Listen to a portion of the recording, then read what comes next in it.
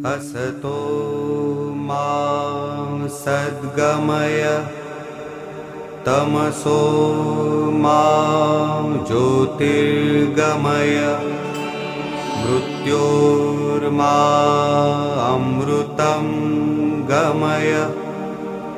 ॐ शान्तिः शान्तिः शान्तिः।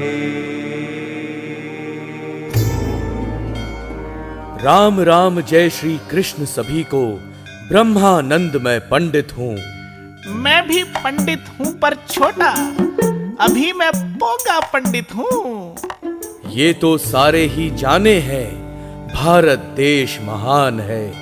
इसकी मिट्टी है सोना तो गर्भ में इसके ज्ञान है। यहीं पे थे एक महापुरुष, विष्णु कौटिल्य था जिनका नाम। वही तो थे आचार्य चाणक्य, था उन पर हमें बड़ा अभिमान। आज आपको हम दोनों उनकी ही कथा सुनाएंगे। क्या क्या दिया उन्होंने भारत को सबको बतलाएंगे। मगध का एक राजा था, वो था बड़ा ही क्रूर। प्रजा का अपनी ही वो धन लेता था लूट।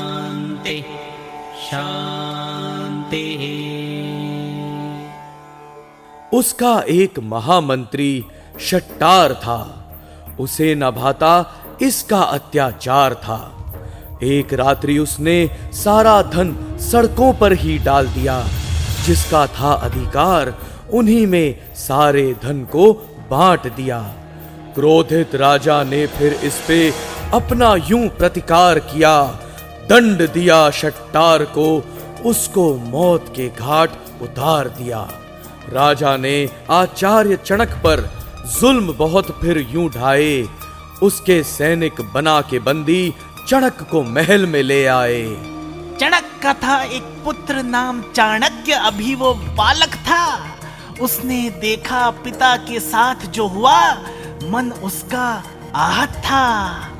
पिता की पोथी वहां पड़ी थी, उसे उठा वो घर आया। वही समय था माँ ने श्रद्धा से संध्या का दीप जलाया। माँ ने पूछा बिना पिता के पोथी क्यों वो यूं लाया। क्रोधित व्यथित हृदय से विष्णु ने माँ को सब कुछ बतलाया।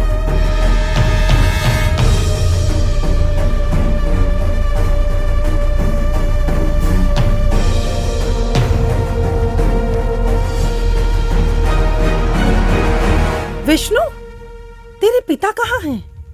मैं तुझसे कुछ पूछ रही हूँ विष्णु, तेरे पिता कहाँ हैं? तू बोलता क्यों नहीं? चुप क्यों है? तू बोलता क्यों नहीं विष्णु? अगर तुझे चणक की पत्नी होने का गर्व है और मेरी माँ होने का अभिमान, तो अब यह कभी मत पूछना। तुझे अपने पति के मरने का शौक मनाना है तो मना ले, मगर मैं आंसू बहाकर अपने पिता के पुण्य को नहीं धोऊंगा। ये क्या कह रहा है? सुन, तेरे पति को धनानंद के सिपाही उठा ले गए। मुझे तुझ पर विश्वास नहीं हो रहा। सत्य बड़ा कठोर होता है माँ। वो जीवित भी तो हो सकते हैं। मैं तुझे सहानुभूति के कोई शब्द नहीं कहूँगा, कोई आश्वासन नहीं दूंगा। यही सत्य है कि तेरे पति अब जीवित नहीं है। पर एक शिक्षक को, ब्राह्मण को क्यों मारेंगे वे? मेरा मन कहता है तेरे पिताजी जीवित हैं। मेरे पिता मामूली चोर या हत्यारे नहीं थे। वो सच के लिए लड़ने वाले थे, और सत्य के लिए लड़ने वालों को सिर्फ मृत्यु ही रोक सकती है। ये तेरे पति क्या कह रहा है? वे तेरे कुछ भी नहीं हैं। जो मरे हैं वह तेरे पति थे। मेरे पिता तो मेरे हृदय में हैं, मेरे रक्त के कण कण में हैं। मेरी धमनियों में चणक ही बह रहे हैं। वे मरे नहीं, वे मर ही नहीं सकते। वे जी रहे हैं और वे जिएंगे मेरे भीतर, मेरे साथ हमेशा जिएंगे। तो सुन, मेरे पति भी मरे नहीं, वो जीवित हैं और सदा जीवित रहेंगे मेरे पुत्र में, चणक पुत्र चाणक्य में। असतो मा सद्गमय तमसो मां ज्योतिर्गमय मृत्योर्मामृतं गमय।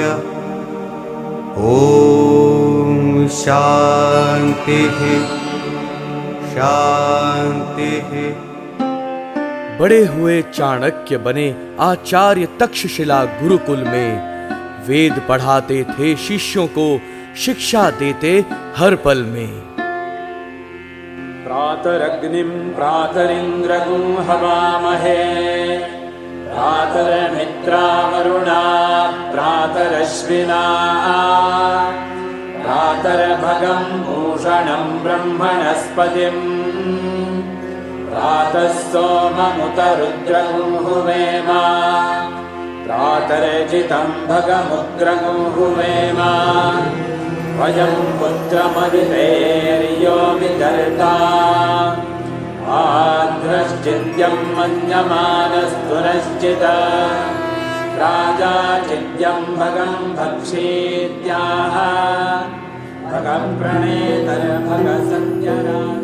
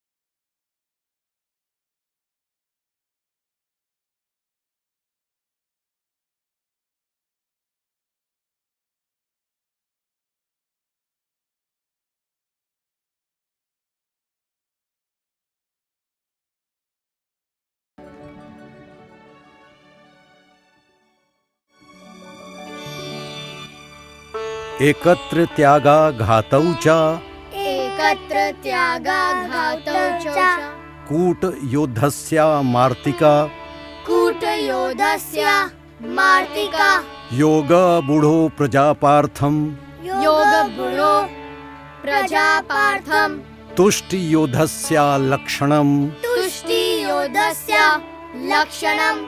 किसी देश या समय को निश्चित करके जब युद्ध की घोषणा की जाती है तो उसे प्रकाश युद्ध कहते हैं। दुर्गों को जलाना, लूटपाट करना, शत्रु को पीड़ित करना, एक स्थान का युद्ध छोड़कर दूसरे स्थान से धावा बोलना, ये कूट युद्ध कहलाता है। विष अथवा औषधि के प्रयोग के द्वारा गुप्तचरों की सहायता से शत्रु का विनाश करना तुष्ण युद्ध कहलाता है। आज यहीं विराम करते हैं। अब हम अवकाश के बाद मिलेंगे। प्रणाम गुरुजी। पूर्णमदः पूर्णमिदं पूर्णात् पूर्णमुदच्यते पूर्णस्य पूर्णमादाय पूर्णमेवावशिष्यते।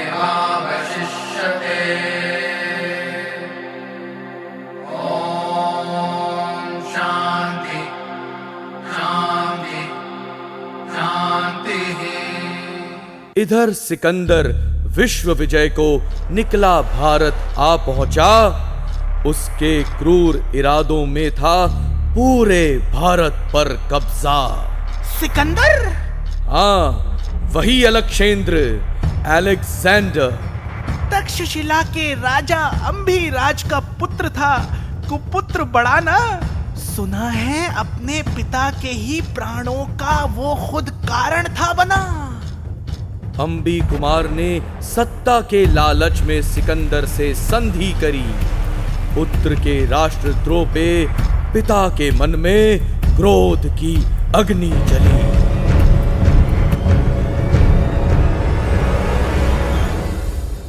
ये मैं क्या सुन रहा हूँ अंबी?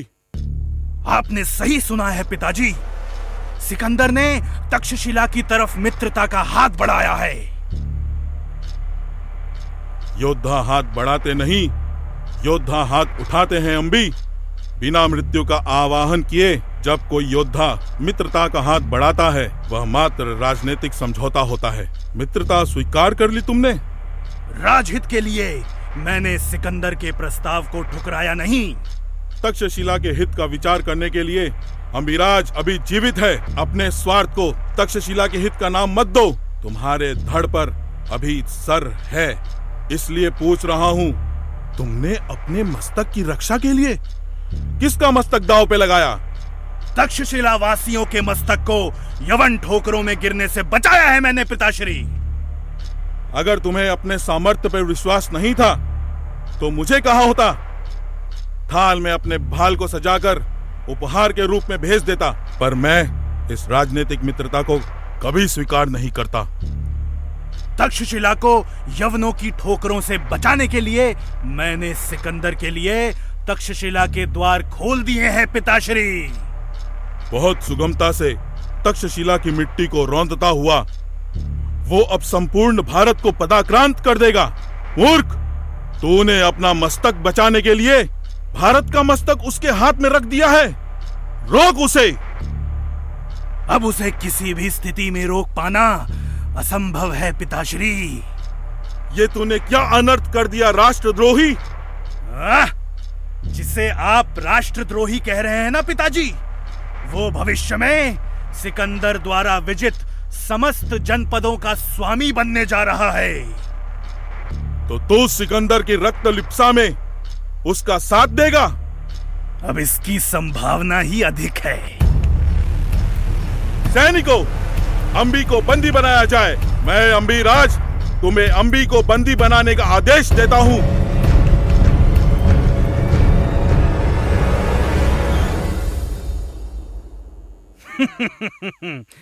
अंबी कुमार के पिता होने के कारण ये आपका सम्मान तो करेंगे, लेकिन आपकी आज्ञा का पालन नहीं करेंगे। देख के अपने पुत्र का छल अंबीराज बस टूट गए। आहत होकर भीतर भीतर रोए, संयम छूट गए। अपने ही कुल दीपक ने यूं आग लगा दी थी कुल में। यही सिखाया था क्या मैंने, यही थी शिक्षा गुरुकुल में। नहीं देखना था उनको भारत को यवनों के अधीन, इसलिए मारा खंजर और स्वयं के प्राण लिए फिर छीन। क्या राजनीति में पिता का स्थान भी नगण्य हो जाता है?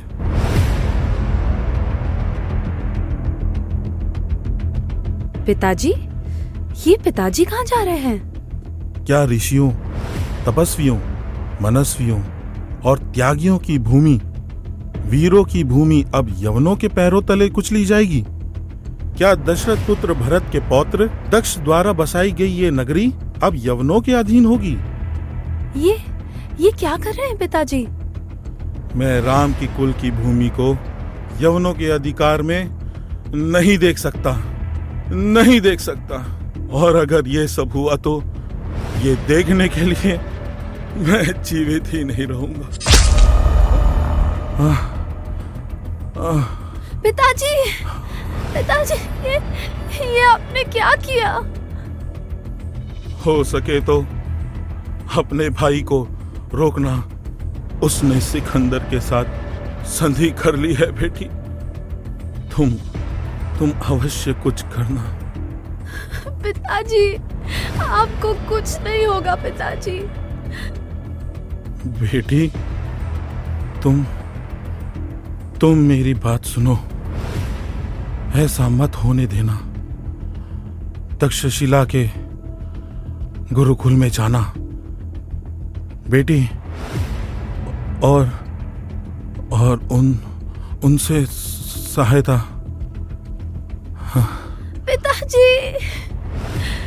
पिताजी, मैं जाऊंगी तक्षशिला। मैं आपका त्याग निरर्थक नहीं जाने दूंगी।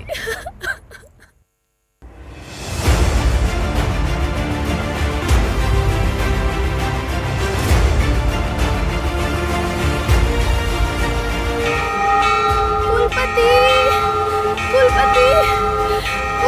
मेरी बात सुनिए।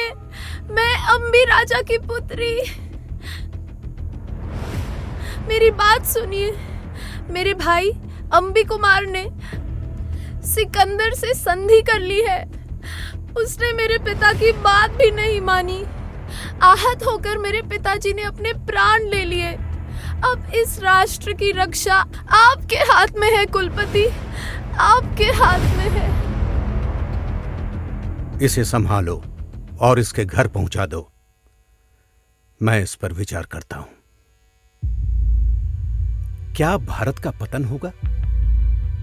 कौन करेगा भारत की रक्षा? क्या जनपदों की संकीर्ण मानसिकता से ऊपर उठकर राष्ट्र एकजुट हो पाएगा? क्या ये राष्ट्र अपने गौरव की रक्षा कर पाएगा? क्या जनपदों का पारस्परिक संबंध और आंधियों को जन्म नहीं देगा? क्या आक्रांताओं के समक्ष राष्ट्र अपनी संस्कृति, अपनी परंपराओं और अपने जीवन मूल्यों की रक्षा कर पाएगा? क्या आक्रांताओं के प्रहार से भारत एक अखंड राष्ट्र खंड खंड और चूर चूर हो जाएगा? राष्ट्र की रक्षा क्षत्रिय और शासक नहीं कर पाए तो अब शिक्षक और ब्राह्मणों के हाथ में है। अब ये उत्तरदायित्व तेरा है। तुझे ही कुछ करना होगा विष्णुदत्त।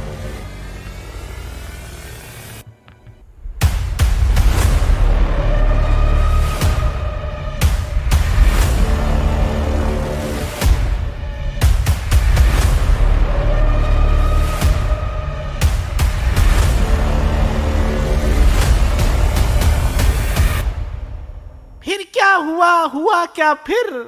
क्या किया भला आचार्य ने?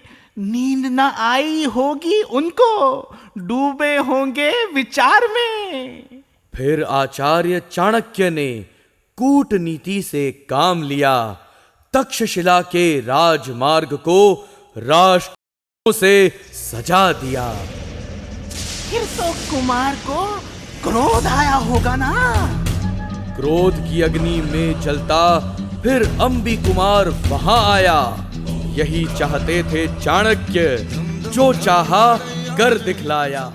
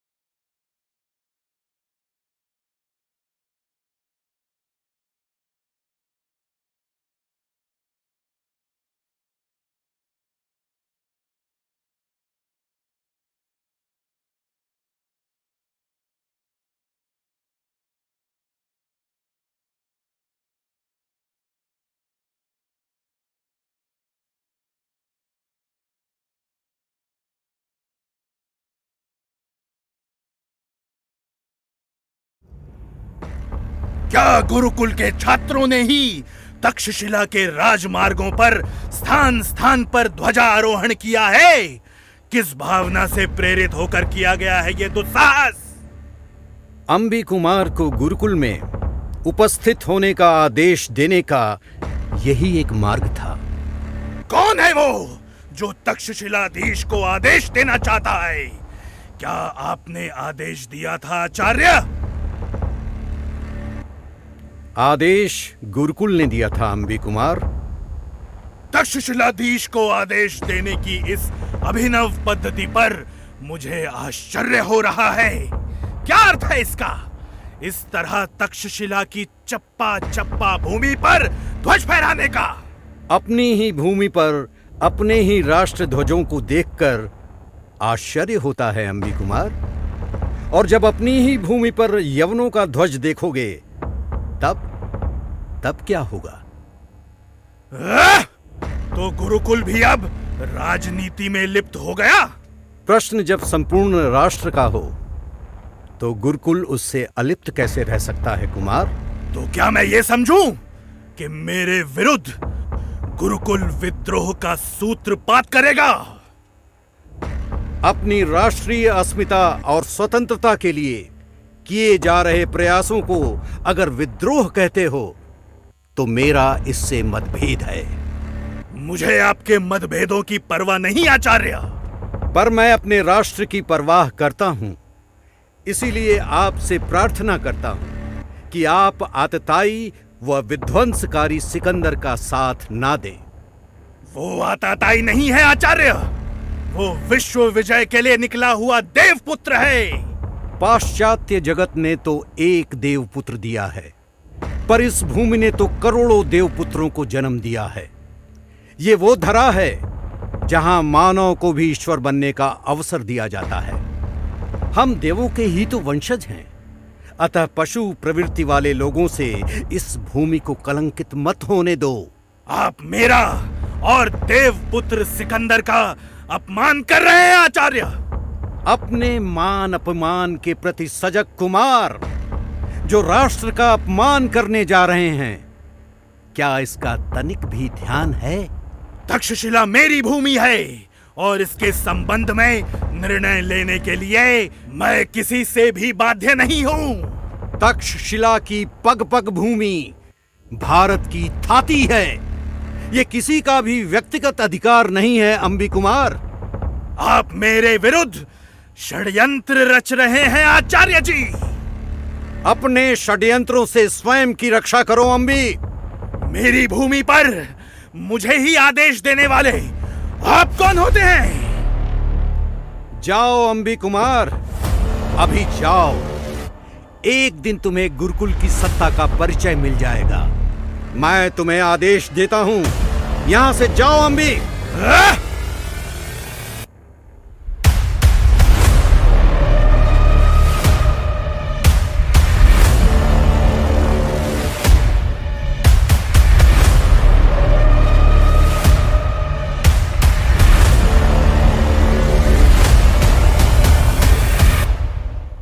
फिर चाणक्य ने सभी जतन किए, सबसे मांगी सहायता, पर सबका था एक ही मत, ये काम नहीं इतना छोटा। अगर बचाना राष्ट्र को है तो एक ही राज्य ये कर सकता। मगध की ही सेना विशाल है, वही जाएं और करें याचना। हाँ, फिर आया अवकाश वार्षिक, सब ही अपने ठाव गए। गुरु चाणक्य भी गुरुकुल से निकले और अपने गांव गए। आज मगर सूना सूना सब उनका ये घर आंगन था। मात पिता ने जहां संवारा, उनका नन्हा बचपन था। कोई नहीं है आज यहाँ पर, यादें ही बस है बाकी। यहाँ पकाती थी माँ भोजन, पिता बाँचते थे पोथी।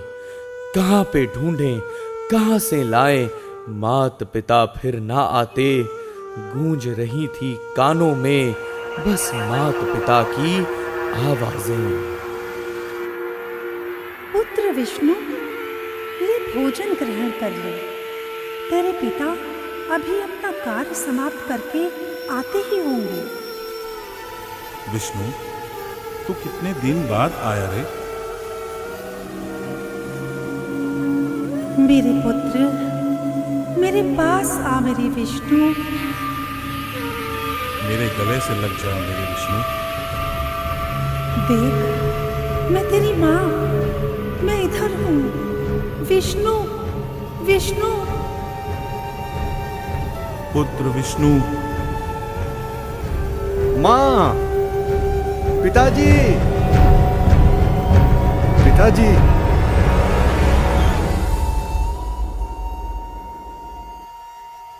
स्मृतियों के एक बवंडर में बिल्कुल वो डूब गए। खाली और अकेले घर में खुद से ही वो ऊब गए। हाथ जोड़ जा पहुंचे फिर चाणक्य धनानंद के दरबार। सुरा सुंदरी विलासिता में डूबा था जिसका संसार।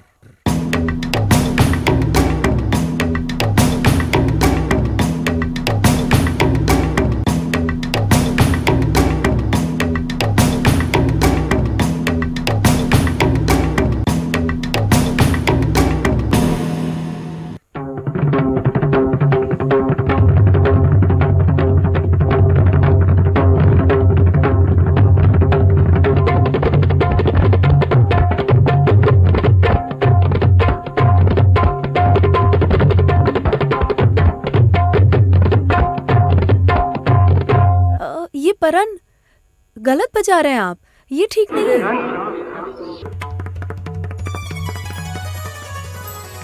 पूज्यवर, हमारे यहाँ की प्रथा है कि सिर्फ आचार्य ही भूल निकालें और उसे सिद्ध करें। या तो ये देवी भूल सिद्ध करें या इन्हें दंड दिया जाए।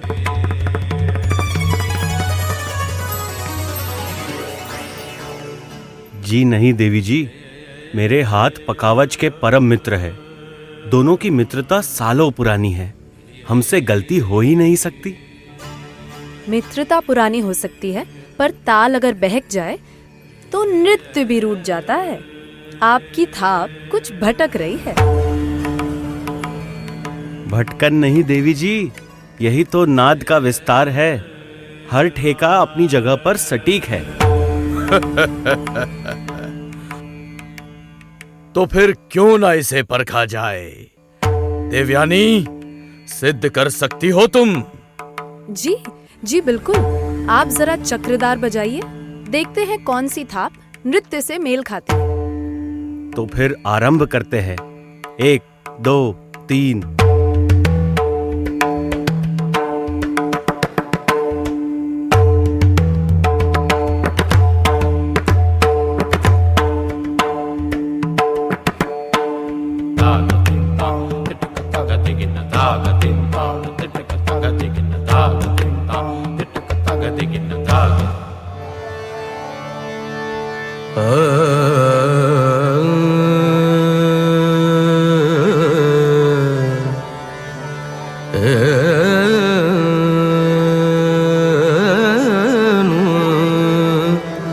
आ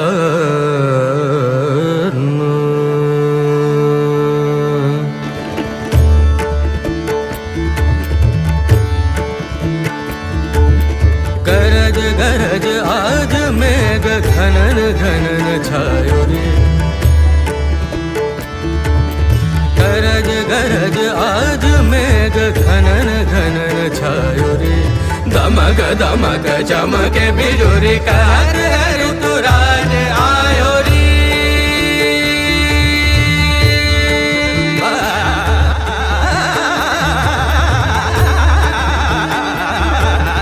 गरज गरज आज मेघ जम तरी झक तरी ताम किड़दिक तरी किड़दोम चढ़ना चढ़ना कुकुम तरी ताम किड़दिक तरी किड़दोम तरी तणत जणु तदिमि तरी ताम दणत ताम जणु ताम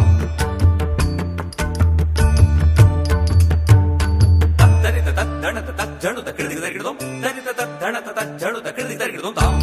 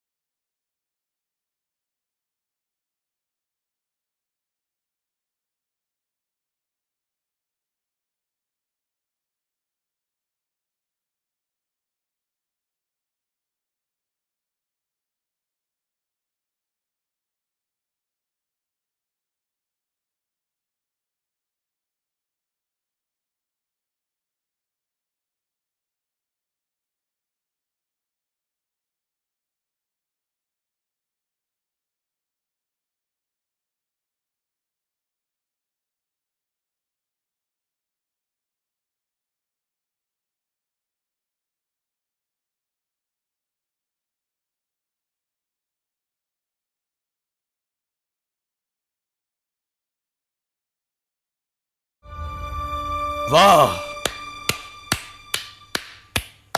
आप दोनों ही अपनी अपनी कला में माहिर हैं। और तुम तो क्या नृत्य करती हो देवयानी। मैं तुम्हें विशेष उपहार दूंगा। ये लो। महाराज, तक्षशिला से कोई आचार्य जी आए हैं। उनसे कहो बाद में आना, अभी हम व्यस्त हैं।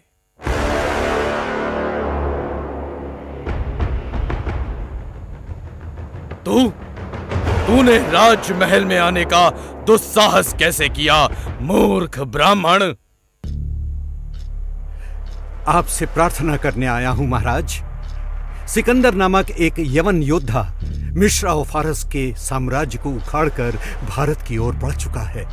तक्षशिला से उसकी संधि भी हो चुकी है। भारत पर आक्रमण होने ही वाला है महाराज। भारत यवनों के कब्जे में हो जाएगा। अब मगध ही भारत की सीमाओं की रक्षा कर सकता है। भारतवर्ष की रक्षा कीजिए महाराज, रक्षा कीजिए। बस इतनी सी बात के लिए तूने मुझे कष्ट दिया, मूर्ख ब्राह्मण कहीं का। और अब तू मुझे आदेश दे रहा है। तू मुझे सिखाएगा कि शासन कैसे चलाना चाहिए, राज्य की रक्षा कैसे करनी चाहिए। हाँ? याचना कर रहा हूं महाराज, लाखों लोगों के जीवन की रक्षा के लिए, राष्ट्र की रक्षा के लिए, भारतवर्ष की रक्षा के लिए मैं आपसे सैनिक सहायता की भिक्षा मांगता हूं। बड़े बड़े राजाओं ने सिकंदर के आगे मस्तक झुका दिया है महाराज, और उसे निष्कंटक मार्ग दे दिया है। दुर्भाग्य है इस धरा का कि हमने विदेशियों के साथ मिलकर अपनी ही बहनों के सुहाग छीन लिए। भाइयों ने ही भाइयों के सीने छलनी कर दिए। अपने ही हाथों से हमने अपने ही घरों को आग लगा दी और विजय का रक्त चंदन यवनों के माथे पर मल दिया। महाराज, मुझे भय है उस दिन का जब हमारी संस्कृति और सभ्यता विदेशियों की दासी बनकर के रह जाएगी। महाराज, अगर हमने अपनी संस्कृति त्याग दी तो हमारे पतन को परमेश्वर भी नहीं रोक पाएगा। महाराज, मैं आपसे हाथ जोड़कर विनम्र निवेदन करता हूं, मेरे भारतवर्ष को बचा लीजिए। तू अभी तक मुझसे मुंह जोरी कर रहा है, तुच्छ ब्राह्मण। अरे, सीमाओं की रक्षा तो सैनिक करते हैं, इसके लिए मेरे आनंद में बाधा डालने की क्या आवश्यकता थी? सीमाएं सुरक्षित रहीं, देश सुरक्षित रहा तो ही सम्राट सुरक्षित रहेंगे। महाराज, मूर्ख ब्राह्मण, मुझे सिखा रहा है? मैं मगध का राजा हूँ। जब मगध पर आक्रमण होगा तब सोचूंगा। मेरी मातृभूमि न मगध है न गांधार, मेरी मातृभूमि तो भारत भूमि है। भारतवर्ष, वही भारतवर्ष जो 88,000 ऋषियों और 33 कोटि देवी देवताओं से सुशोभित है। वही भारतवर्ष जो मर्यादा पुरुषोत्तम श्री राम की जन्मस्थली है, कर्मस्थली है। और हाँ, वही राम जिन्होंने मातृभूमि के गौरव में कहा है कि जननी जन्मभूमि स्वर्गादपि गरीयसी। भारतवर्ष की मिट्टी चंदन है महाराज, इसे अपने मस्तक पर लगा लें। भारतवर्ष को बचा लीजिए, मगध स्वयं बच जाएगा। महाराज, दुष्ट ब्राह्मण, तेरी जिह्वा रुकती नहीं। तू मुझसे बहस किए जा रहा है। अब देख मैं क्या करता हूं।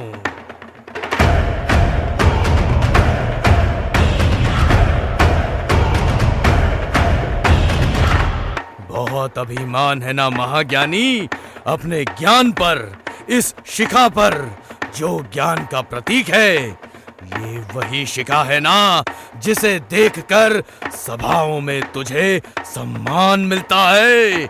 आज तुझे ज्ञात होगा कि तेरी शिखा का वास्तविक स्थान क्या है। अरे, तेरे जैसे सहस्त्रों ज्ञानी मगध के द्वार पर कुछ पाने के लिए प्रतीक्षा करते हैं, मेरे चरणों में झुकते हैं याचना करने के लिए, आंचल फैलाकर भिक्षा मांगते हैं।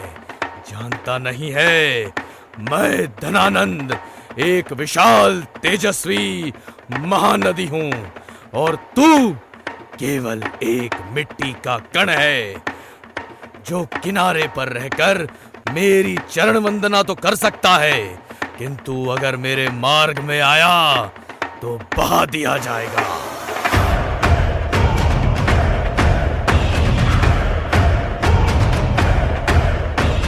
सैनिकों, पकड़ो इसे।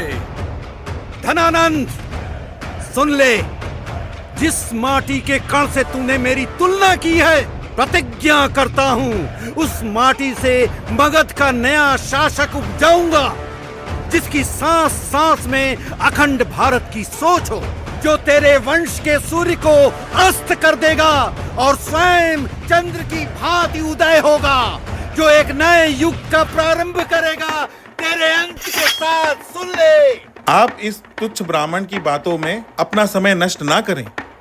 आपको सिंहासन से हटाना असंभव है। यह उसका सपना है और सपना ही रहेगा, कभी साकार नहीं होने वाला। महामहिम, ये चाणक्य कुटिल है, इसीलिए कौटिल्य के नाम से जाना जाता है। आप इसका अंत मेरे हाथों छोड़ दें महामहिम।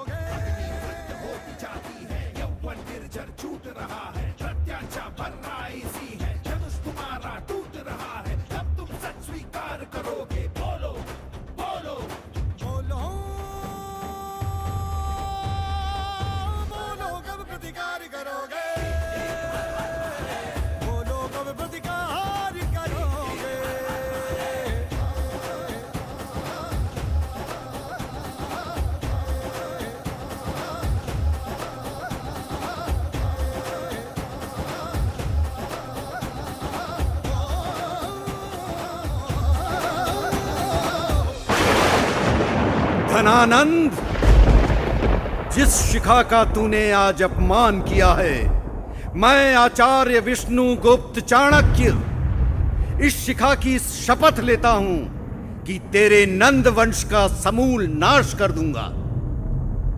तुझे इस सिंहासन से उतारकर एक योग्य शासक को बिठाऊंगा।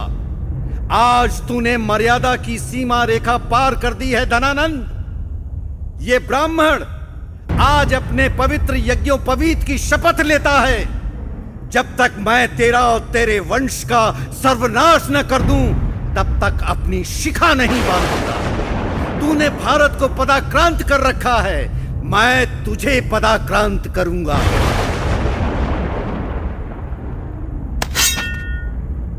जब मन में संशय हो तो हाथ का शस्त्र भी काम नहीं करता है अमर्थ राक्षस।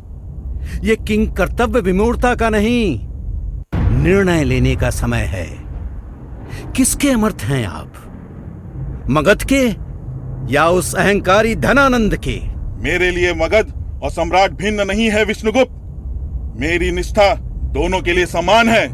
तो फिर हाथ क्यों रुक गया है? मैं आपका आदर करता हूं विष्णुगुप्त, इसलिए अंतिम अवसर दे रहा हूं। मगध की सीमाओं से दूर हो जाओ। कदाचित आप भूल कर रहे हैं। मैंने प्रतिज्ञा ली है कि मगध की माटी से भावी सम्राट को खोज निकालूंगा, जो अखंड भारत का निर्माण करेगा। ये हार एक विराम है, जीवन महासंग्राम है। तिल तिल मिटूंगा पर दया की भीख मैं लूंगा नहीं, वरदान मांगूंगा नहीं।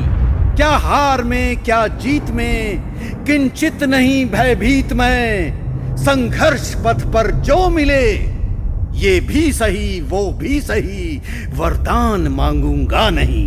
लघुतान अब मेरी छुओ, लघुतान अब मेरी छुओ, तुम हो महान बने रहो।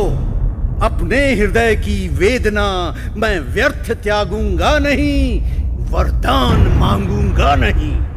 चाहे हृदय को ताप दो, चाहे मुझे अभिशाप दो, कुछ भी करो कर्तव्य पथ से, किंतु भागूंगा नहीं, वरदान मांगूंगा नहीं। बोलो कब प्रतिकार करोगे, बोलो कब प्रतिकार करोगे।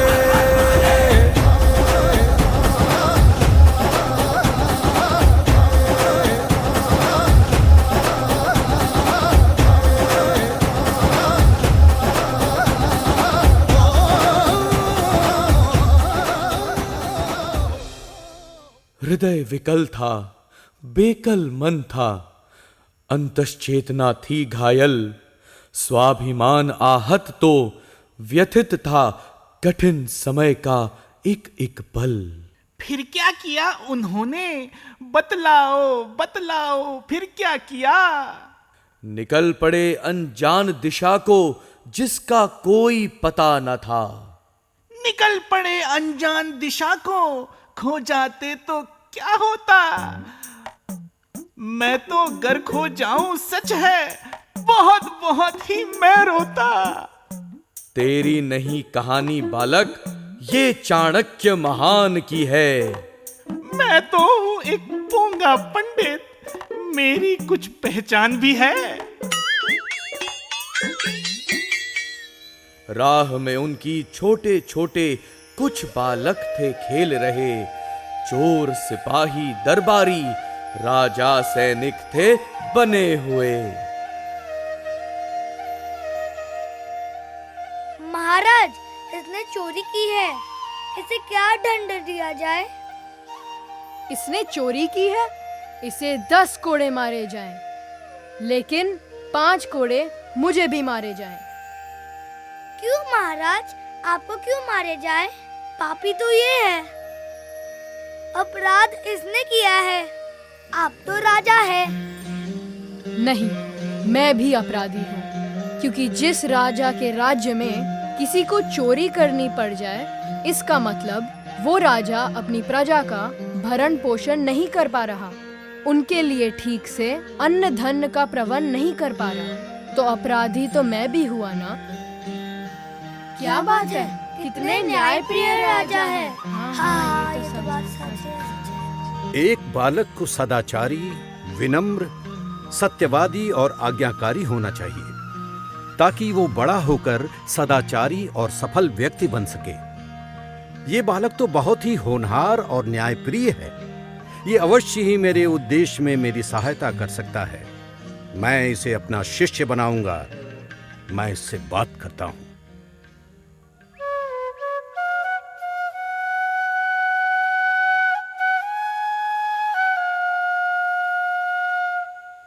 बालक राजा की बातों ने जीत लिया था उनका मन।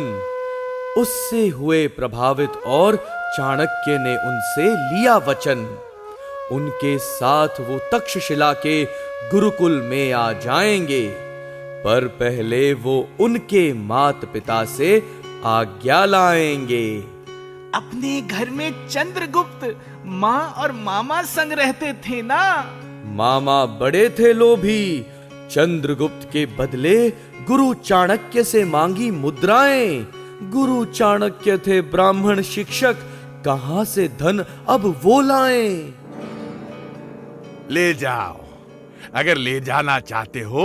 वैसे भी वो भेड़ बकरियां चराने जाता नहीं है, हैं? चंद्रगुप्त भेड़ बकरियां चराने से अधिक महत्वपूर्ण कार्य कर सकता है। अरे मुझे आपत्ति नहीं है, पर मैंने जो धन उसे पालने पोसने में लगाया है वो मुझे दे दो और जहां चाहे ले जाओ उसे। भैया, ये क्या कह रहे हो? मुझे पूरी 5000 मुद्राएं दो और इसे ले जाओ। मेरा पुत्र है चंद्रगुप्त। तुम उसे यूं बेच रहे हो भैया? आपका पुत्र बहुत बुद्धिमान है और वीर भी। इसमें एक योग्य शासक बनने के सारे गुण हैं। मैं उसे शिक्षा दीक्षा देकर एक अच्छा शासक बनाना चाहता हूं। आप तनिक भी घबराएं नहीं, वो मेरे संरक्षण में एकदम सुरक्षित रहेगा। और वैसे भी बहन, मैं इसे बेच नहीं रहा हूं। मैंने इस पर जो धन खर्च किया है बस वही मांग रहा हूं। पर मैं एक ब्राह्मण शिक्षक इतना धन कहां से लाऊं? मेरे पास तो मेरे पिता की लिखी अर्थशास्त्र की इस पुस्तक के सिवा कुछ भी नहीं। जाओ चंद्रगुप्त, इस पुस्तक को बेचकर मुद्राएं ले आओ, लेकिन ये उसे ही देना जो इसका मूल्य जानता हो, और वो है मगध के आचार्य अजय। लाइए आचार्य जी, ये कार्य तो मैं अति शीघ्र करके आ जाऊंगा।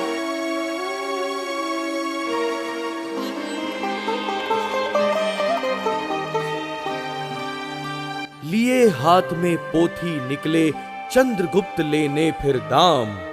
देखा महामुनि ज्ञानी ने जान लिया लेखक का नाम। बोले ये आचार्य चाणक्य की पोथी है, अनमोल है, इसका मूल्य नहीं हो सकता, स्वर्णिम इसके बोल हैं। गुरुजी, फिर क्या हुआ? मिली कैसे विष्णु को मुद्राएं? बताएं बताएं बताएं, मुझे जल्दी बताएं। मत अधीर हो पोंगा पंडित, अच्छों के संग अच्छा हो। कहा उन्होंने पोथी ले जाओ और मुद्राएं भी लो। अच्छा हुआ। फिर आगे क्या हुआ? उस दिन इस दरबार में नई कहानी ने था जन्म लिया। राष्ट्र प्रेम और देश प्रेम की जिसने लिखी नई गाथा। अहंकार, झूठ और छल को धूल चटाने वाली थी। मगध के सिंहासन पे नया इतिहास रचाने वाली थी। भूल गए क्या पंडित जी? वहां पे थी एक और कहानी। मृदंग वादक देवरूप और राज नर्तकी देवयानी। शुरू हुई तकरार से जो जा पहुंची मन के द्वारे तक, हृदय न भरता बातों से, चाहे करते सांझ सकारे तक। दरबार में हम साथ होते हैं, फिर भी ऐसा क्यों लगता है जैसे बहुत दूर हैं हम? क्योंकि अब हम हर पल एक दूसरे के साथ रहना चाहते हैं। पर क्या धनानंद हमें इसकी आज्ञा देगा? वो मैं नहीं जानता, पर मुझे धनानंद की परवाह नहीं। परवाह तो करनी ही होगी, अंततः हम उसी के दरबार में कार्य करते हैं। हम छोड़ देंगे धनानंद को, छोड़ देंगे उस दरबार को जो हमें अलग करेगा। दूर चले जाएंगे, एक नया जहां बसाएंगे। पर कहां? कुछ मत सोचो प्रिय, हमारा प्रेम ही हमें राह दिखाएगा, हमें सदा के लिए मिलाएगा। एक दिन सब जानेंगे कि तुम मेरे हो। कोई न जाने, कोई न माने, जाने तेरा मेरा मन। जिसे लजाऊं कहने में मैं, कह देते हैं दो ये नयन। फूल की खुशबू, प्रेम की पीड़ा, लाख छुपा ले कोई मगर। धरती जाने, नदियाँ जाने, जाने है ये नील गगन।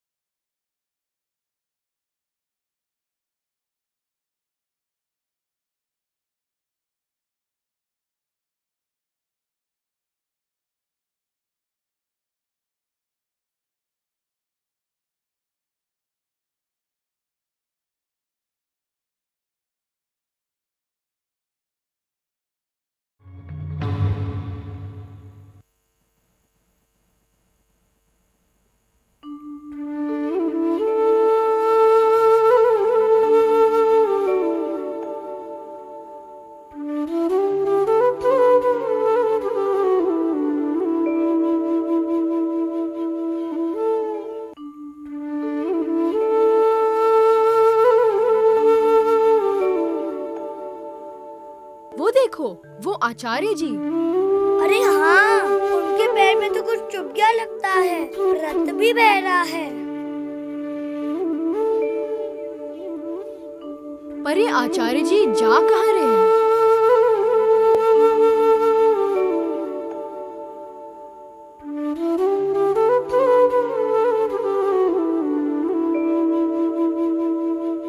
और ये क्या लाके पेड़ में डाल दिया? चलो देखते हैं।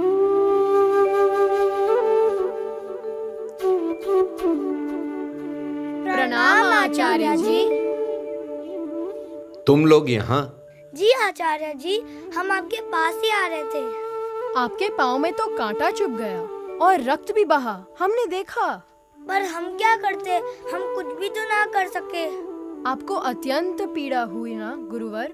कांटा चुभना तो साधारण घटना थी, जो किसी के साथ भी हो सकती है। पर आपने यहाँ ये क्या डाला?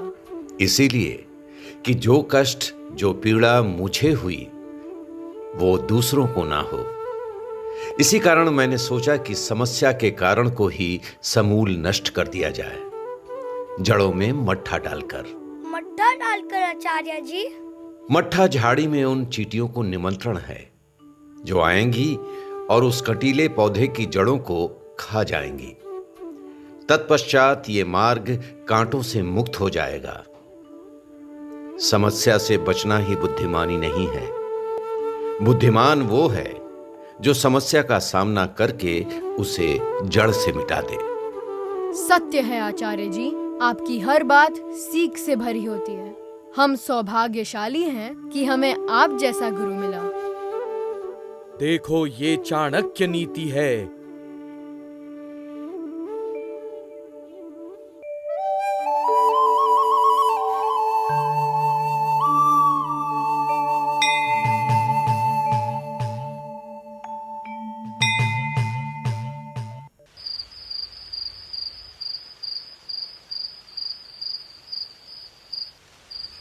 आचार्य जी, कुछ लोग आपसे मिलने आए हैं। अच्छा, भीतर भेज दो उन्हें। सबसे पहले ये बताइए, आप यहाँ व्यक्तिगत कार्य से आए हैं या व्यावसायिक कार्य से? व्यक्तिगत कार्य से आचार्य जी। जरा ठहरिए, आइए।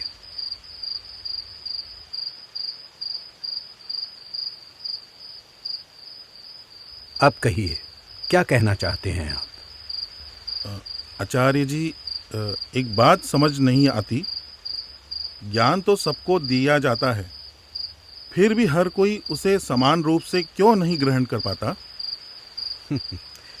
पहले आप अपने आने का उद्देश्य बताइए, फिर मैं उस प्रश्न का उत्तर दूंगा। आचार्य जी, ये मेरा पुत्र है।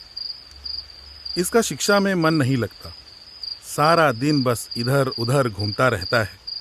मैं बहुत चिंतित हूँ। लोगों ने कहा मैं आपके पास आऊं।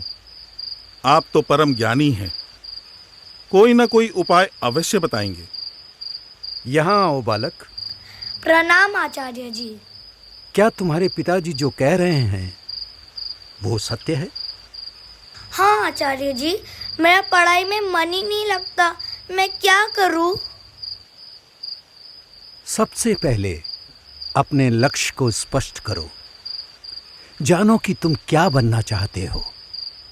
हर सुबह उसी लक्ष्य को याद करो। फिर धैर्य, संयम और एकाग्रता को अपना कवच बना लो। उन बातों से दूर रहो जो मन को भटकाती हैं, जैसे काम, क्रोध, लोभ और व्यर्थ की चर्चाएं। जब भी मन भागे, उसे बार बार अपने काम पर लौटाओ। धीरे धीरे मन तुम्हारा सेवक बन जाएगा और तब तुम्हारी शक्ति तुम्हें लक्ष्य तक पहुंचा देगी। जी आचार्य जी, मैं इस लक्ष्य को याद रखूंगा। मैं आपका आशीर्वाद चाहता हूँ।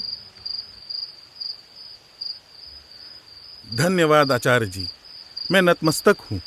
पर एक बात अब भी मुझे विचलित कर रही है। क्या?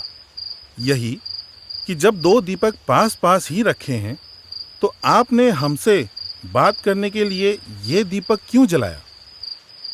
ये दीपक मेरे राजकीय काम का दीपक है। और जब आपने कहा कि आप व्यक्तिगत कार्य के लिए आए हैं, तो मैंने व्यक्तिगत दीपक जलाया, जिससे मेरे व्यक्तिगत कार्य की वजह से राजकीय धन का नाश ना हो।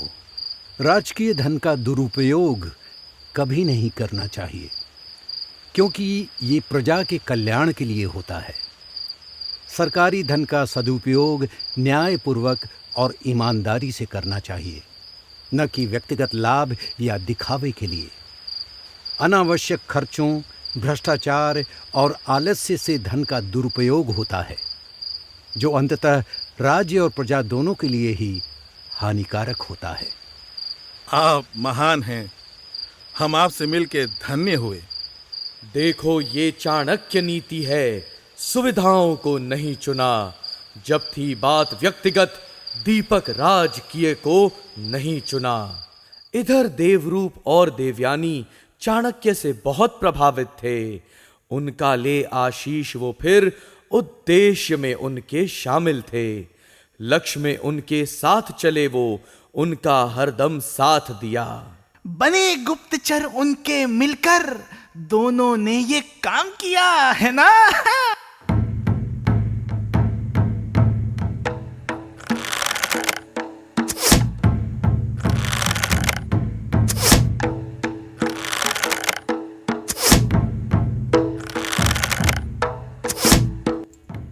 प्रणाम आचार्य जी। दंडवत प्रणाम आचार्य जी। हम पहले दिन से ही आपसे, आपकी बातों से बहुत प्रभावित हैं। जी गुरुवर, हम भी आपके साथ मिलकर राष्ट्र के लिए कुछ करना चाहते हैं। पर इससे पहले मैं आपको ये बता दूं आचार्य जी कि हम दोनों ने एक होने का फैसला कर लिया है। जी आचार्य जी, हमें अपना आशीर्वाद दीजिए। तुम दोनों को मेरा आशीर्वाद है। कला कला से मिलकर और भी खिल जाती है। तुम दोनों एक होकर कला की सेवा तो बहुत अच्छे से कर पाओगे। राष्ट्र के लिए भी बहुत कुछ कर सकोगे। राष्ट्र के प्रति समर्पित हो जाओ। बस यही तुम्हारा लक्ष्य होना चाहिए। जी आचार्य जी, हमें आज्ञा दीजिए, क्या करना होगा? तुम दोनों को धनानंद के गलत इरादों का पता लगाना है। वो कब कौन सी चाल चलने वाला है और उसकी सूचना मुझे देनी है। तुम दोनों मिलकर ये काम अच्छी तरह से कर सकोगे। अपने लक्ष्य में आने वाली बाधाओं से भी लड़ सकोगे। ये बात गांठ बांध लो। किसी भी रिश्ते में प्रेम, अटूट विश्वास और सम्मान हो तो बड़ी से बड़ी चुनौती का सामना भी मिलकर आसानी से किया जा सकता है। जी आचार्य जी, प्रणाम। धनानंद को पता चली जब दोनों की ये सच्चाई, कल तक थे जो उनके, अब चाणक्य के हैं वो अनुयायी। निष्ठुर निर्मम धनानंद ने निर्णय फिर ये एक लिया, उन दोनों प्रेमियों को सदा सदा के लिए एक कर दिया।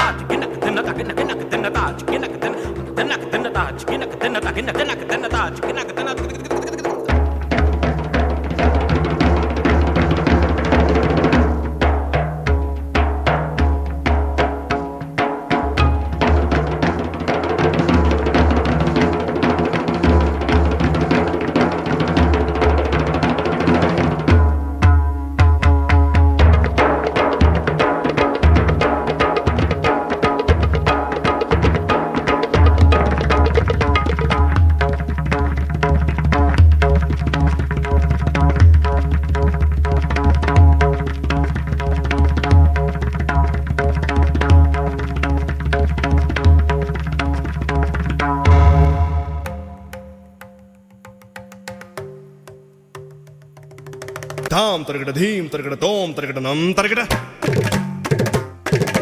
तत्त तरगड़ दित्ति तरगड़ तोम तोम तरगड़ नम नम तरगड़ ता धीम तोम नम छम छम ता धीम तोम नम छम छम तक धिक तोम की नम की तक तरगड़ तक तत्त तलांग तोम तत्त तलांग तोम तरगड़ तलांग तोम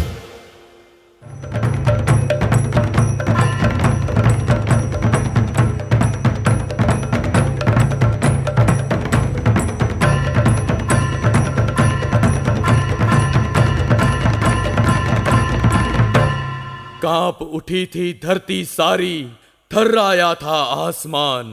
राजा के दरबार में छीने गए थे निर्दोषों के प्राण। ये कैसा राजा निर्दयी, दया न उसको कुछ आई। धनानंद ने दंभ में अपने ये अपराध प्रचंड किया। प्रेम के दो हम राही थे, दोनों को मृत्यु दंड दिया। एक बात थी और कि जिसने लोगों को चिंतित था किया। शरणार्थियों के आने से था मगध राज्य पर भी खतरा। इसी समस्या को लेकर सब राजा के दरबार गए। राजा ही तो है जो प्रजा की समस्याओं को सुलझाए।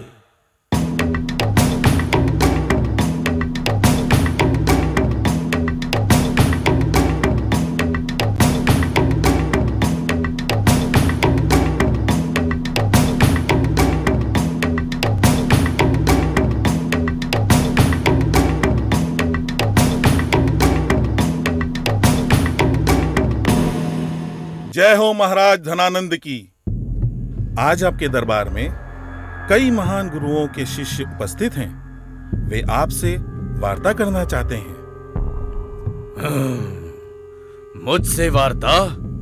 बुलाओ उन्हें, देखते हैं ये कितनी बुद्धि रखते हैं।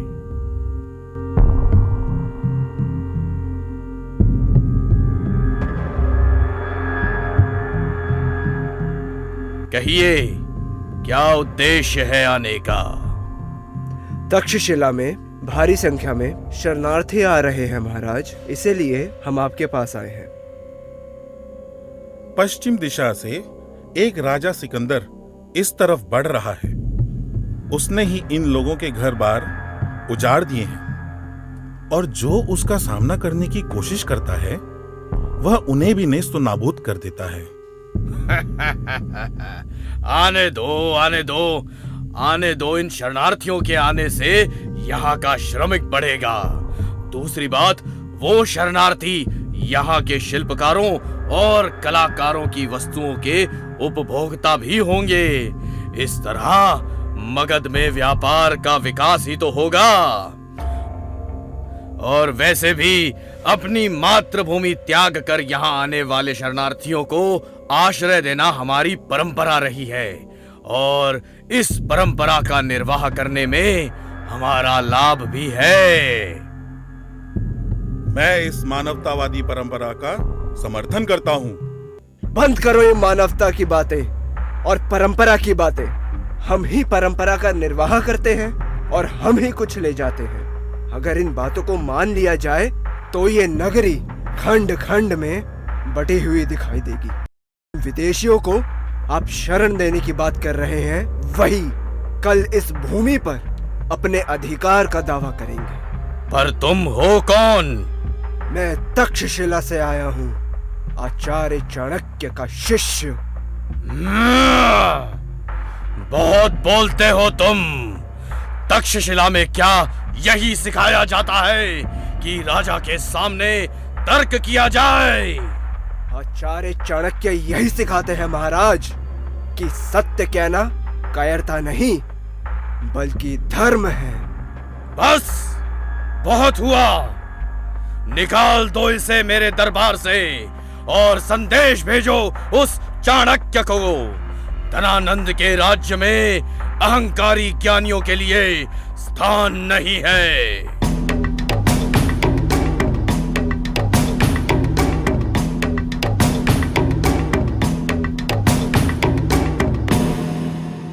गुरु चाणक्य शिष्यों में बांट रहे थे ज्ञान। अच्छा नागरिक कैसे बनना, देश का कैसे हो सम्मान। राजनीति और कूटनीति, राष्ट्र प्रेम, बुद्धि और संयम सिखलाया सबको ही, लेकिन चंद्रगुप्त था शिष्य परम। वो तो था।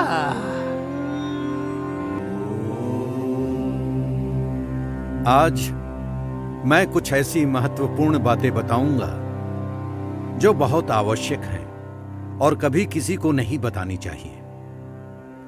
जीवन की सबसे पहली नीति ये है कि अपने घर की परेशानियां, समस्याएं कभी भी बाहर वालों को मत बताओ। चाहे झगड़ा हो, मतभेद हो या कोई निजी तकलीफ, उसे घर के बाहर कभी नहीं ले जाना है। भविष्य की योजना जब तक पूरी ना हो, उसे अपने मन के अंदर ही रहने दो।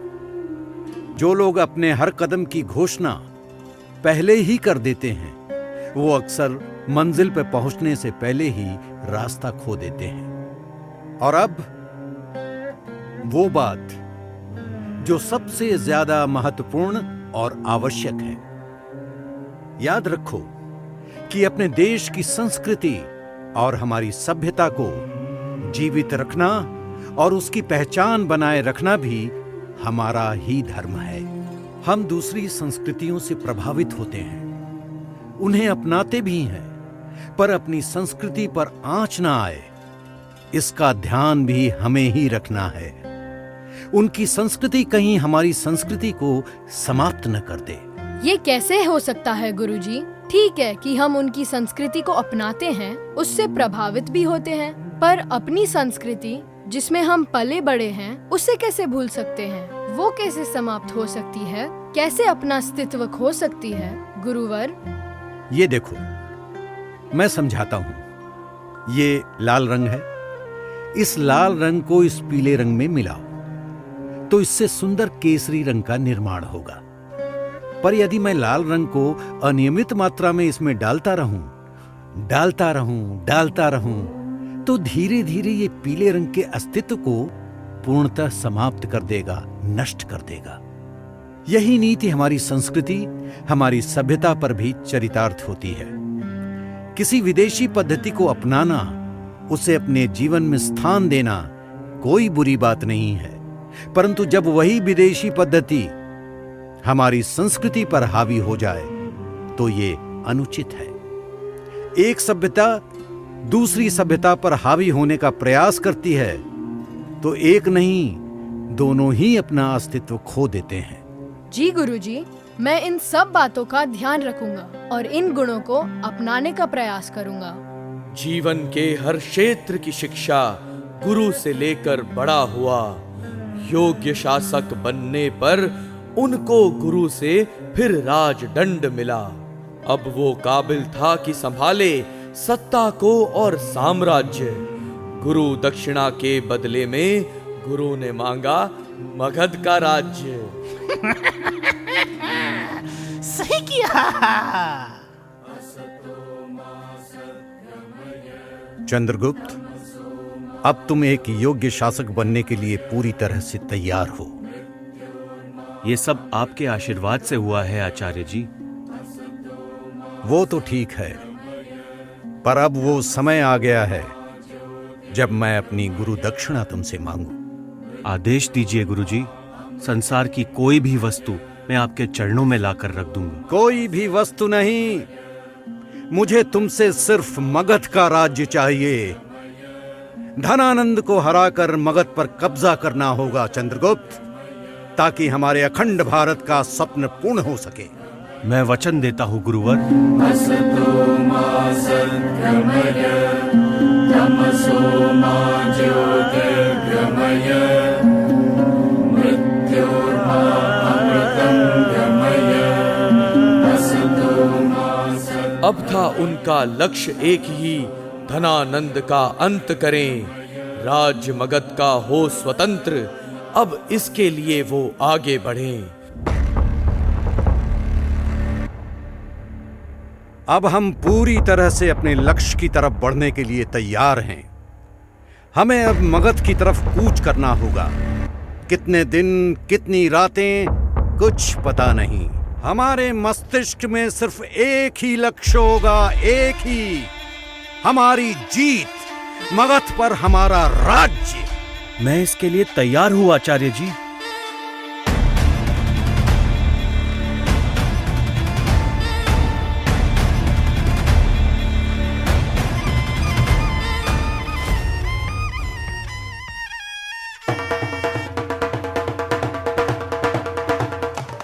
आ पहुंचे सब राज्य मगध में, जहां हो रहा था उत्सव। उत्सव, धूम, मस्ती। हर्षोल्लास में डूबे सब ही मना रहे थे वसंतोत्सव।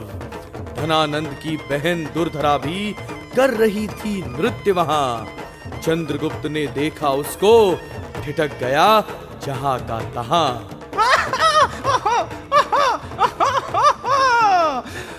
दुर्धरा सुंदर थी क्या?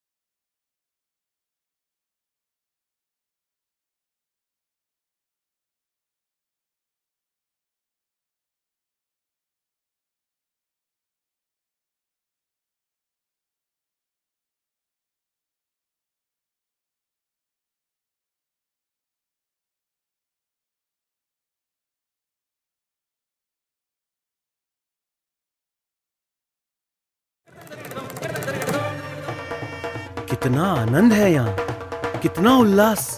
सुना तो था कि धनानंद अपनी प्रजा पर बहुत जुल्म करता है, फिर ये हर्ष और उल्लास, ये आनंद के क्षण। अरे ये तो खुशी है, और खुशी मनाने वाली भी तो उसी की बहन है। अगर उसका अत्याचार देखना चाहते हो तो गांव में जाकर देखो, कितना दुख है वहां, कितनी भूखमरी है, कितनी गरीबी है। अच्छा, ले चलो हमें वहां। आइए मेरे साथ, आइए मैं दिखाता हूं आपको मगध का असली चेहरा। एक तरफ आनंद की वर्षा, एक तरफ दुख की आंधी, एक तरफ उत्सव के नगाड़े, एक तरफ खाने को नहीं।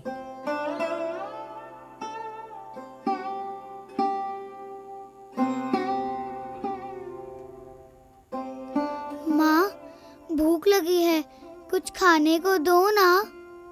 ये ले, पानी पी ले, शाम को खाने को जरूर दूंगी। देखो ना माँ, कृपा के घर से रोज धुआं निकलता है, खाने की खुशबू आती है। जिनके घर में चूल्हा जलेगा, धुआं तो वहीं से निकलेगा ना, भोजन की खुशबू भी आएगी। तो हम लोग रोज भोजन क्यों नहीं बनाते माँ? भाग्यशाली होते हैं वो लोग जिनके घर में रोज चूल्हा जलता है, भोजन बनता है। भाग्यशाली क्या होता है माँ? वही जो मैं चाहती हूँ कि तू बने, खूब भाग्यशाली, तुझे सब सुख मिले। मैं ईश्वर से यही मांगती हूँ। बताओ ना माँ, वो रोज भोजन क्यों बनाते हैं और हम क्यों नहीं?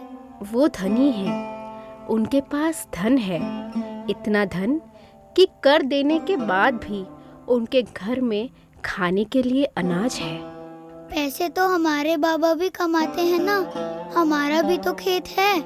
बाबा तो रोज काम पे जाते हैं। हाँ, जाते तो हैं, पर वो है ना धनानंद, यहाँ का राजा, वो रहने कहाँ देता है पैसे। इतना कर लगाया है कि जो कमाते हैं उसे दे देते हैं, फिर भी उसका पेट नहीं भरता। कर क्या होता है माँ? राक्षस होता है जो हमारी कमाई खा जाता है। लेकिन ये पानी पी और गुड़ खा, आज शाम को तेरे बाबा पैसे लेकर आएंगे, तब मैं तुझे दाल भात खिलाऊंगी, गरम गरम। मेरा बच्चा, मेरा राजा बेटा। गुड़ बहुत मीठा है माँ, और पानी भी बहुत अच्छा है। तुम्हारे हाथ के तो पानी में भी बहुत स्वाद है माँ। शाम को तुझे गरम गरम भोजन खिलाऊंगी, चूल्हा जलाऊंगी।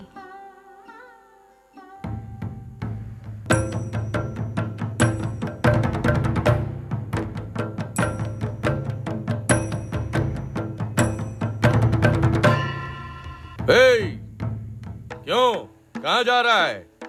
और ये हाथ में क्या छुपाया है? मुद्राएं ला इधर दे। भूल गया, राजा को कर देना है। आज ये धन रहने दीजिए, मेरी बच्ची 3 दिन से भूखी है। बड़ी मुश्किल से थोड़ा सा अनाज बेच के ये धन लाया हूँ। अपनी बच्ची के लिए दाल चावल खरीदूंगा। तुम सबकी कमाई पे सबसे पहले राजा का हक होता है, उसको कर देना ही पड़ेगा। बड़ा आया दाल चावल वाला। निकाल मुद्राएं। नहीं नहीं नहीं, छोड़ दीजिए, रहने दीजिए, मेरी बच्ची के खाने के लिए कुछ नहीं है। ऐसे नहीं मानेगा, कोड़ा ही निकालना पड़ेगा। ये ले, ये ले। नहीं नहीं, मेरे पिताजी को मत मारो, मत मारो, छोड़ दो, मत मारो। अरे छोड़ दो मेरे पति को, छोड़ दो। खाने तो देते नहीं, अब जान भी ले लोगे, जीने भी नहीं दोगे क्या? कैसा राजा है हमारा, कैसा राजा है? पंडित जी बोलो, इनको कौन बचाएगा? ये तो गंदा राजा है, एक दिन दंड ये पाएगा। देख रहा ऊपर वाला, वो इनके दिन बदलेगा जरूर। करने रक्षा अन्याय से एक देवपुत्र आएगा जरूर।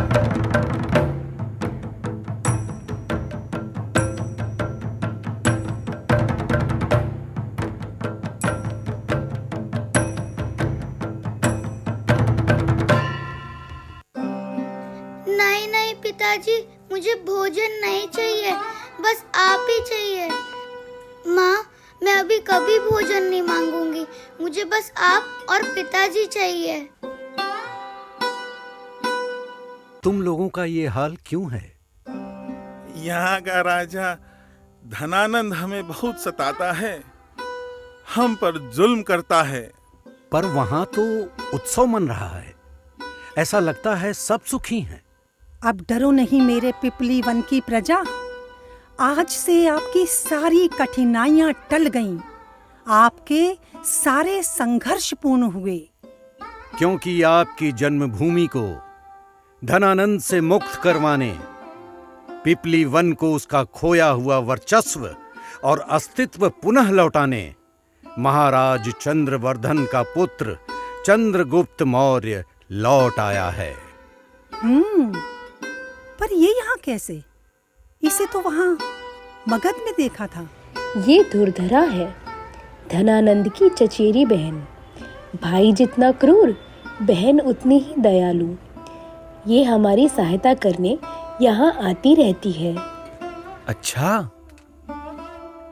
हाँ, ये हमारी शत्रु नहीं, मित्र है। तो फिर तो ये हमारी भी मित्र हुई।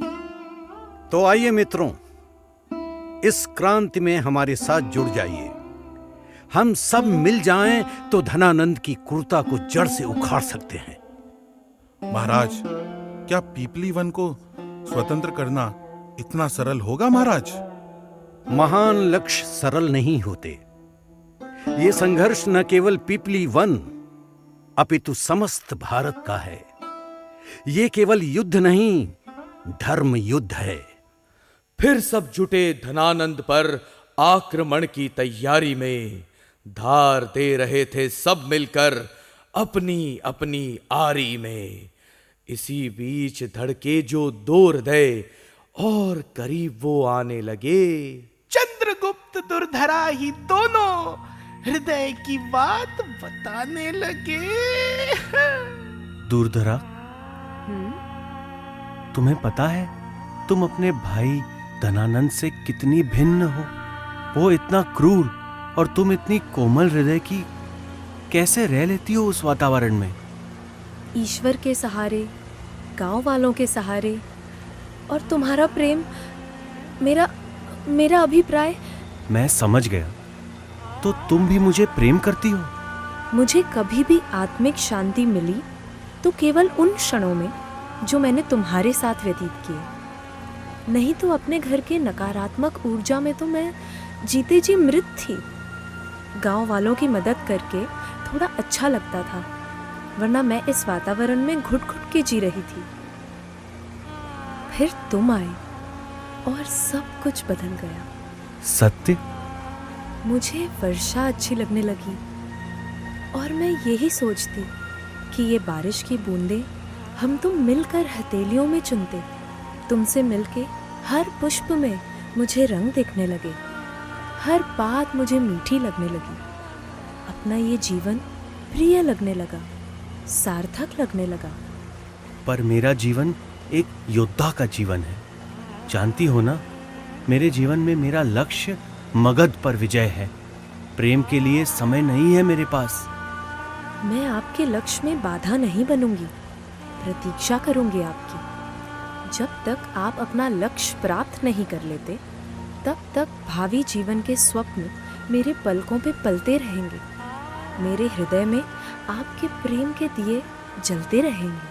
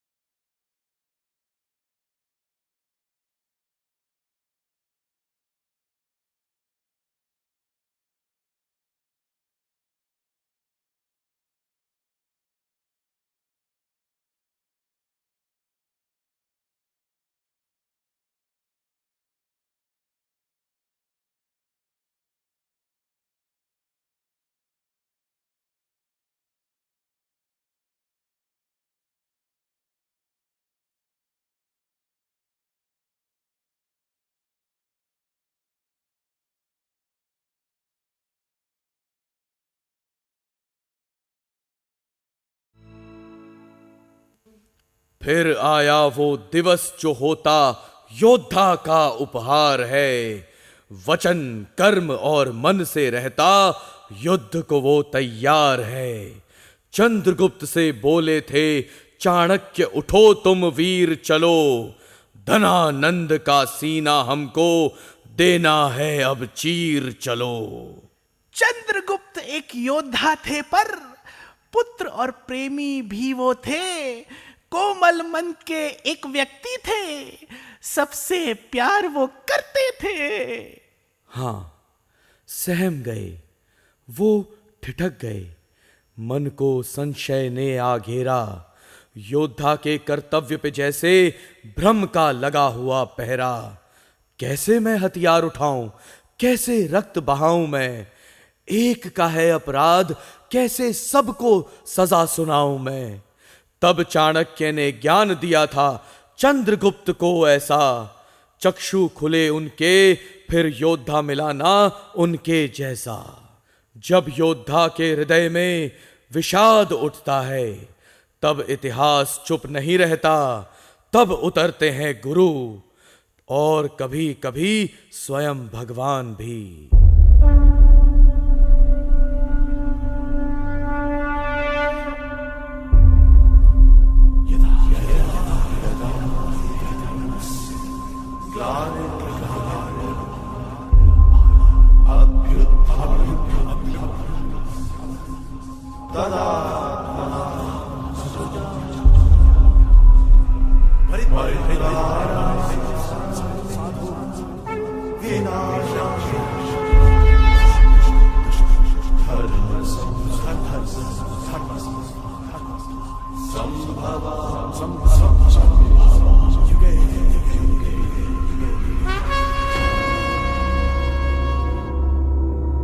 पार्थ, सुनो, जब मन मोह में घिर जाता है तो योद्धा धर्म से दूर हो जाता है। याद रखो, कर्मण्यवाधिकारस्ते मा फलेषु कदाचन। तुम्हारा अधिकार केवल कर्म पर है, फल पर नहीं। अधर्म चाहे अपने घर में ही क्यों ना बैठा हो, वो अपना नहीं होता, और धर्म चाहे शत्रु के घर क्यों ना खड़ा हो, वो सदा अपना ही होता है। चंद्रगुप्त, अब समय आ गया है शत्रु पर आक्रमण करने का। लेकिन याद रखो, जब नीति असफल हो जाए तब कूटनीति काम आती है। और युद्ध तो अंतिम विकल्प है। उससे पहले साम दाम दंड भेद चारों उपाय आवश्यक है। परंतु गुरुदेव, मैं कैसे आगे बढ़ूं? कैसे वार करूं? मेरे हाथ में शस्त्र होंगे, पर मैं उठा नहीं सकूंगा। मेरे सामने मेरे अपने होंगे, मेरी मां दूरदरा। मैं इन्हें मुसीबत में कैसे डाल दूं? मेरा स्वाभिमान, मेरी संवेदना आज्ञा नहीं देती। पार्थ, ये दया नहीं, ये भय है। योद्धा का धर्म भावनाओं से नहीं, कर्तव्य से तय होता है। जो जन्मा है उसकी मृत्यु भी निश्चित है। नैनम छिद्दन्ति शस्त्राणि। तुम ना किसी को मारते हो, ना किसी को बचाते हो। तुम केवल धर्म का पालन करते हो। रणभूमि पर न कोई अपना होता है न पराया।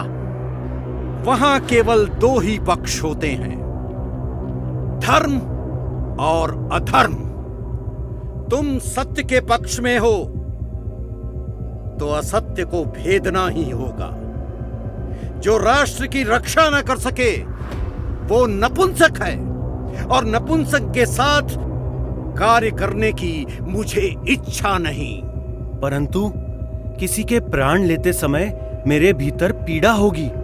मैं कैसे किसी को मार सकता हूं? तुम किसी आत्मा को नहीं मारते।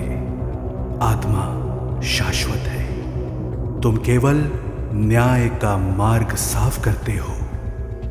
रणभूमि पर उचित अनुचित कुछ नहीं होता। वहां केवल लक्ष्य होता है विजय। और जो कर्तव्य से पीछे हटे वो भी शत्रु है। यदि तुम पीछे हटे तो तुम्हें भी मैं अपने कर्तव्य के लिए समाप्त कर दूंगा। गुरुदेव, आपकी भाषा कठोर है, पर सत्य भी कठोर होता है। मैं खड़ा रहूंगा, मैं पीछे नहीं हटूंगा। धर्म के लिए लड़ना आवश्यक है। तुम्हें केवल कर्म करना है, फल मेरे हाथ में है। अब उठो चंद्रगुप्त, अपने मन को हथियार बनाओ। युद्ध भूमि तुम्हारी प्रतीक्षा कर रही है। आज से तुम इतिहास लिखोगे।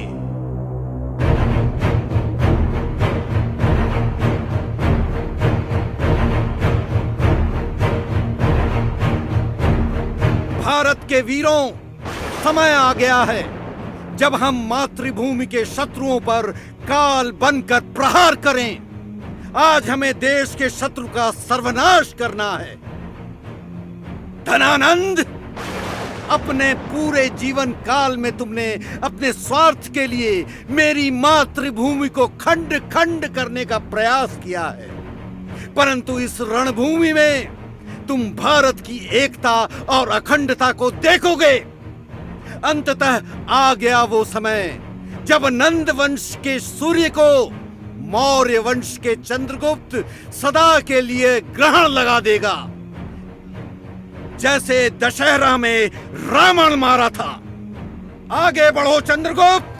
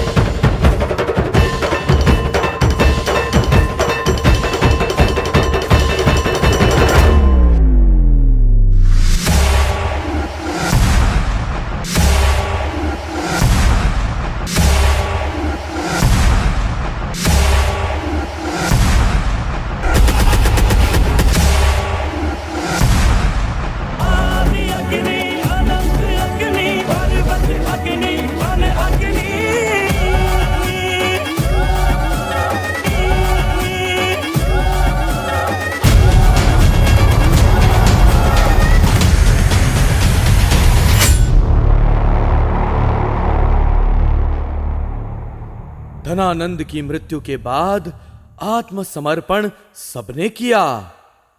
सेल्यूकस ने भारत से लूटा सारा धन लौटाया। चंद्रगुप्त ने कूटनीति को अपनाया। बोलो क्या किया?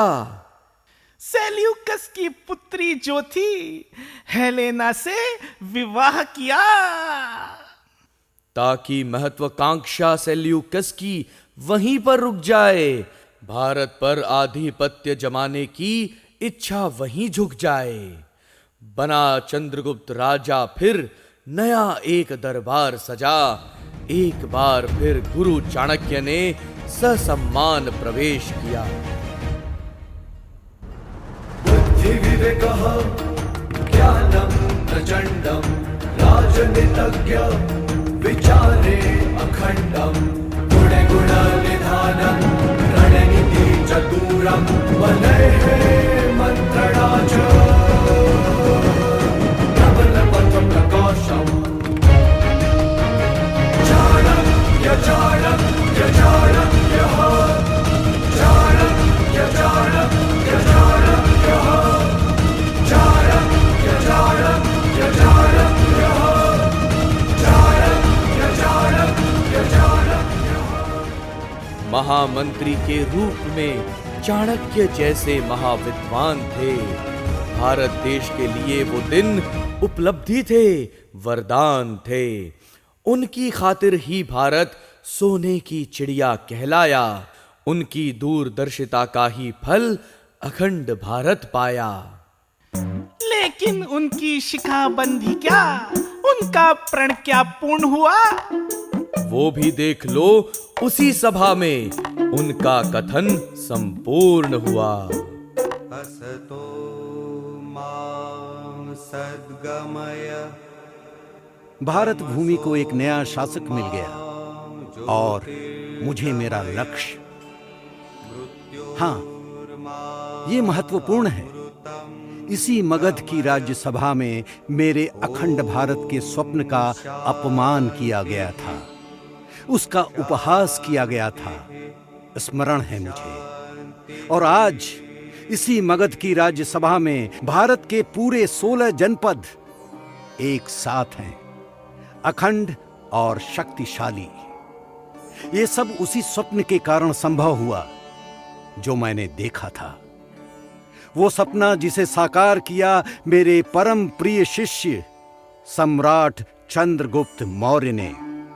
इसीलिए आज मैं विष्णुगुप्त चाणक्य आप सबके समक्ष अत्यंत हर्ष और उल्लास के साथ ये घोषणा करता हूं कि वर्षों पूर्व की अपनी प्रतिज्ञा को आज मैं पूर्ण मानता हूं और फलस्वरूप मैं अपनी शिखा को बांध देता हूं। आचार्य चाणक्य की जय, सम्राट चंद्रगुप्त की जय, आचार्य चाणक्य की जय, सम्राट चंद्रगुप्त की जय।